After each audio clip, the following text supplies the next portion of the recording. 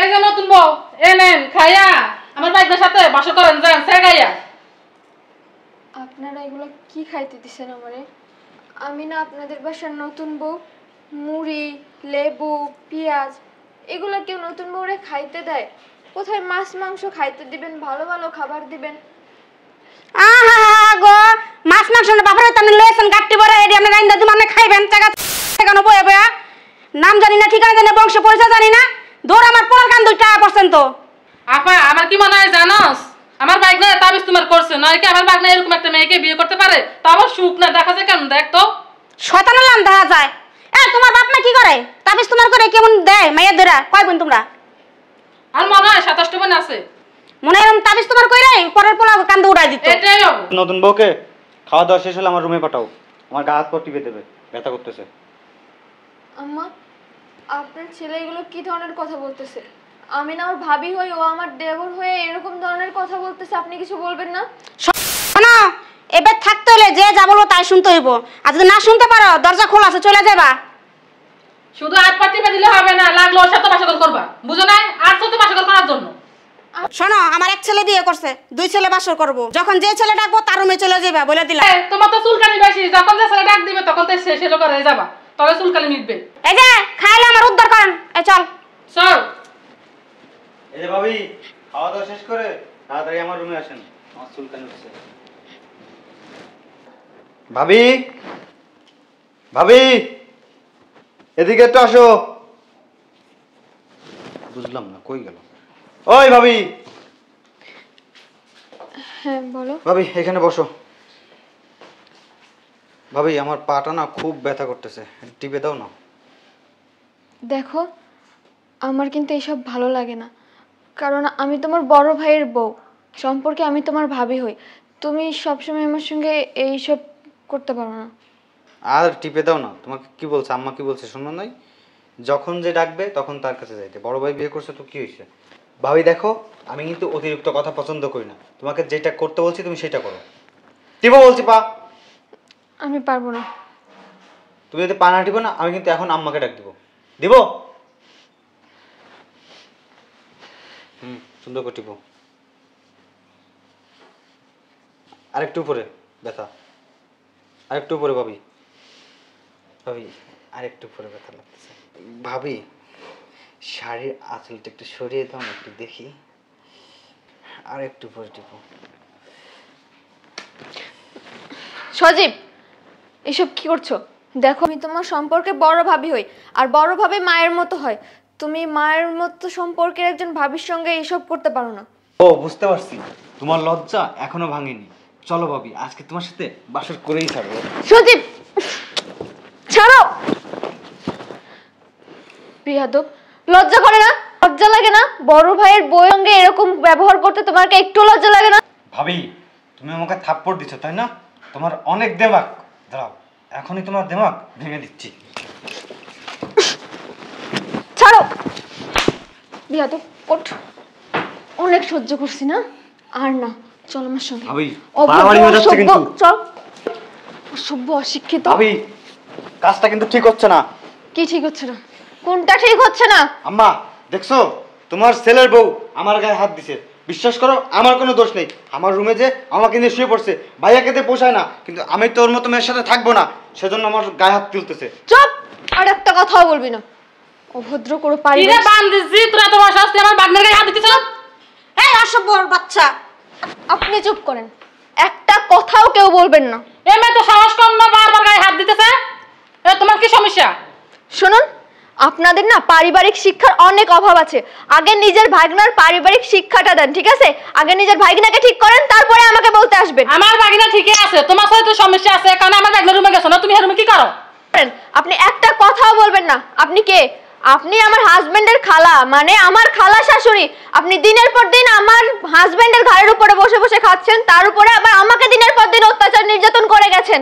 আর মা, আপনি কিভাবে পারলেন নিজের বৌমা, নিজের আপন ছেলের বউয়ের সঙ্গে দিনের পর দিন এরকম বাজে ব্যবহার করতে?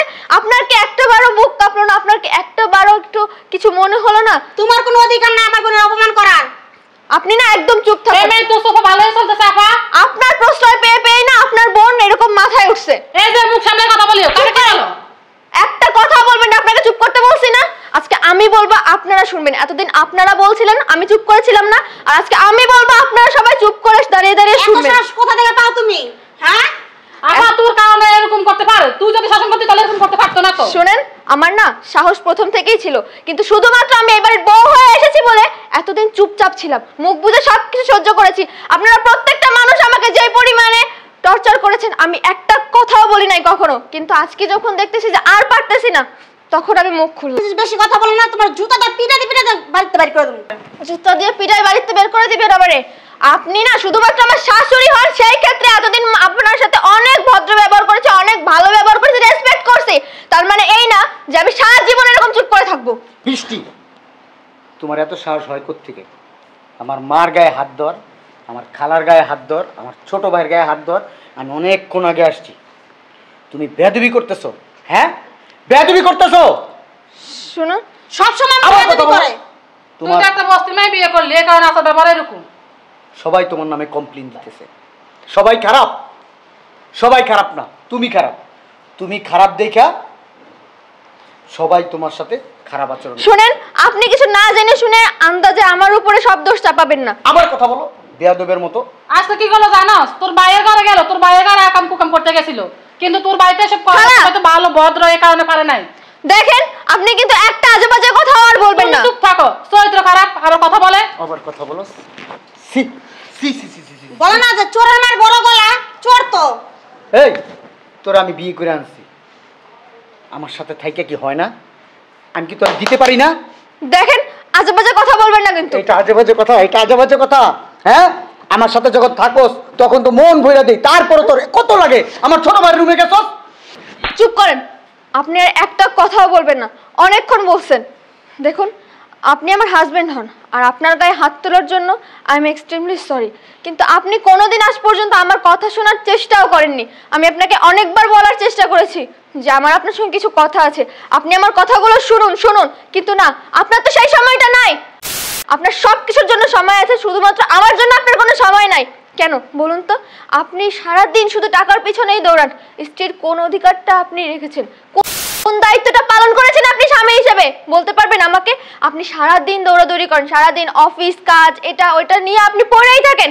আপনি কখনো কি একটাবার আমার মনের কথাটা জানার চেষ্টা করেছেন?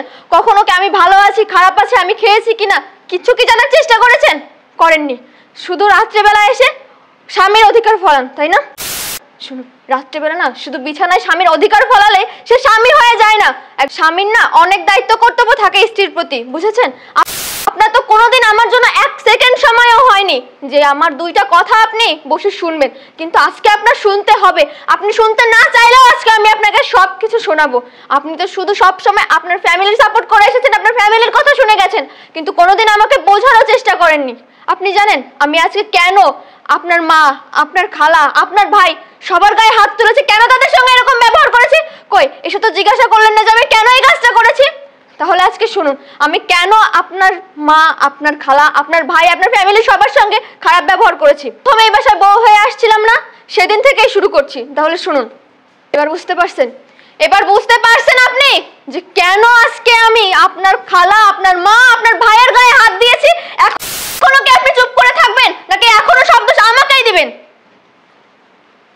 আম্মা, কি বলতেছে তোমাদের বৌমা এগুলা? কি বলতাছে? হ্যাঁ, কি বলতাছে?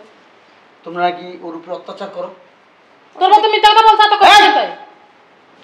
এদিকে চাপেন আপনি, যান ওদিকে যান। তোর এত বড় সাহস, তোর খালা গায়ে হাত দিছস? তুমি শুধু আমার আম্মা বলে তোমার গায়ে হাত দিলাম না।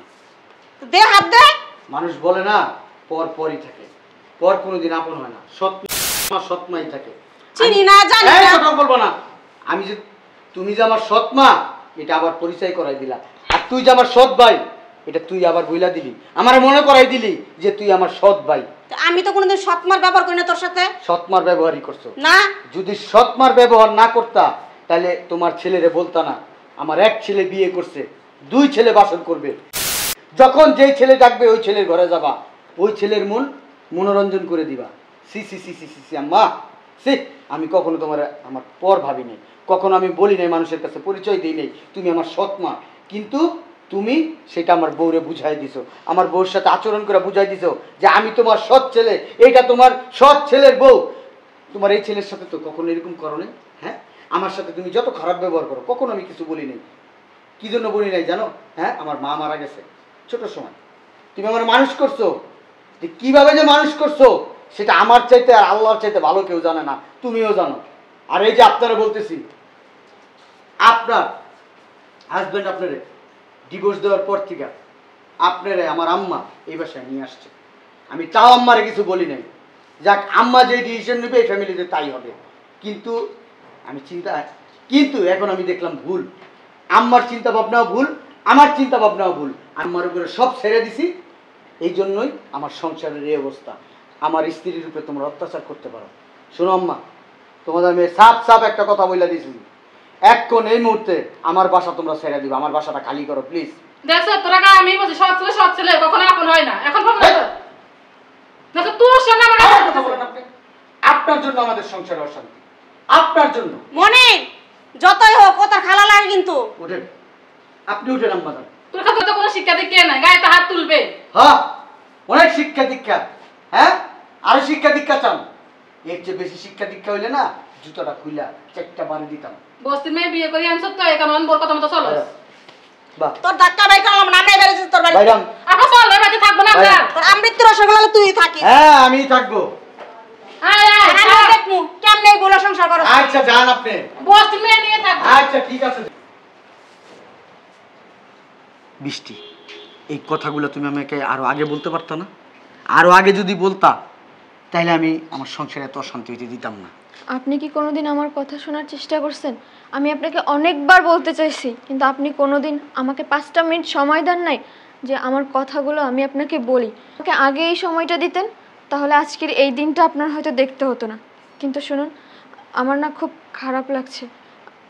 আমার মনে হয় যে আপনার এই কাজটা করা মোটেও ঠিক হয়নি। আপনারই তো ফ্যামিলি না, যতই হোক আপনাকে ছোট থেকে মানুষ করছে, বড় করছে, তাদেরও তো অধিকার আছে আপনার উপরে। তারা আপনার আপন। আপনি না এইরকম ব্যবহারটা না করলেও পারতেন, মানে তাদের বুঝিয়ে বলতে পারতেন সব কিছু, কিন্তু তাদের বাসা থেকে বের করে দেওয়াটা আপনার ঠিক হয়নি। শোনো, আমি তোমাকে বলি, বাস্তবতা কতটা কঠিন বাইরে গেছে না। কিছুদিন থাক, যখন বুঝতে পারবে, নিজের ভুল নিজে বুঝবে, তখন ঠিকই আমি আবার যাই নিয়ে আসবো, নাহলে শ্বশুরাই আবার চলে আসবে। থাকা খাওয়ার জায়গা নাই তো। এই আমি ছাড়া তাদের এই দুনিয়াতে কেউ নাই, আর আমারও তাদের ছাড়া এই দুনিয়াতে কেউ নাই। তাহলে তারা এখন কোথায় গিয়ে থাকবে বলুন? তারা কি এখন রাস্তায় গিয়ে বাস করবে? হ্যাঁ, রাস্তায় থাকুক, ডাস্টবিনের ময়লা খাক, তাইলে উপলব্ধি করতে পারবে যে আমি আসলে কি করছি। তাদের শাস্তি এইটাই, তারা শাস্তি ভোগ করুক, তারপর আনবো। সরি, এই জন্য আমি খুব সরি।